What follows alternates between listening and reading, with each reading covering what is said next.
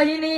काहे चीनियो ना भतार होगा जगत की हो बहिनी चीनियो ना भतार होगा जगत। आप परम सम्मान ए बाबू टंगी में टांगी या फसावाली हो मनती भगु जाई टांगी में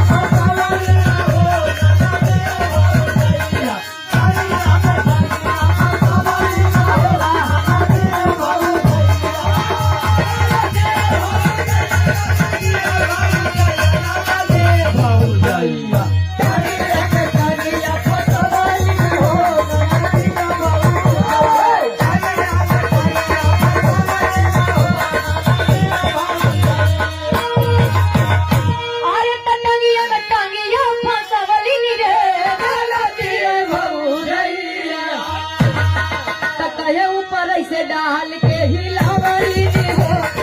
नदी हो गईया ऊपर से डाल के हिलावली हो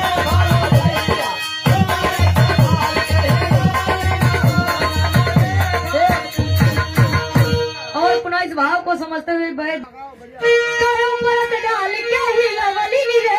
नदी हो गईया। बात को अन्यथा मत लीजिए। आज तो देखा था हर जगह आटा चक्की खुल गई बा, दरे दरे खुल गई बा जगह जगह, लेकिन अच्छा डांस सटाई के ढेर दूरी वही गेहूँ डाई के वही जब ओकर मुठ्ठा पकड़ के घुमावे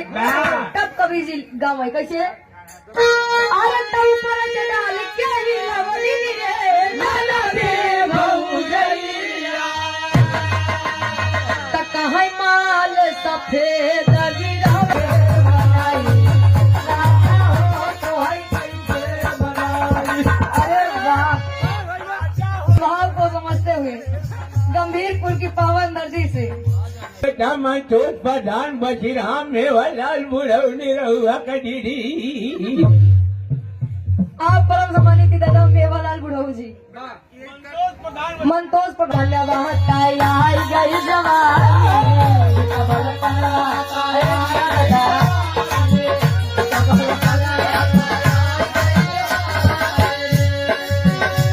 बल पलवाता आई गई जवानी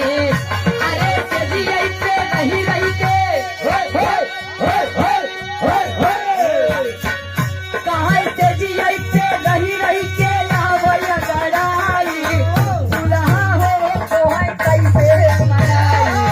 दुल्हा हो तो है कैसे अरे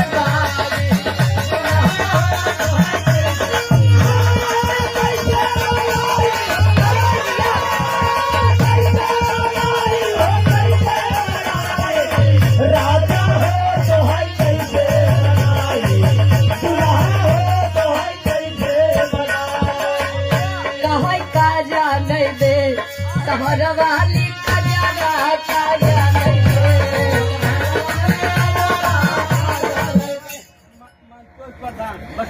बसीरहा की पाँव थे सहर वाली कजरा काजा नहीं दे सहर वाली अरे वाह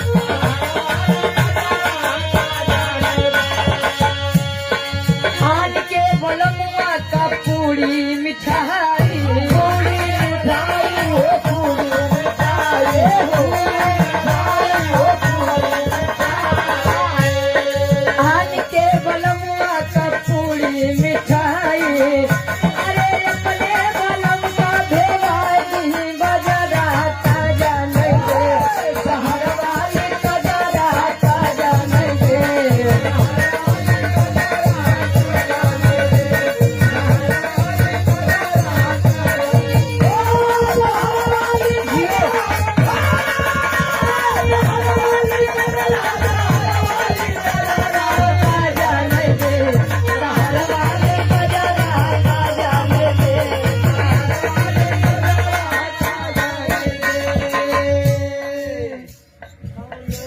भैया जी आपकी तरफ से ढेर सारा मैं पुरस्कार आशीर्वाद के चाह रही कि हम बच्चे अपनी कला में कामयाब रहे।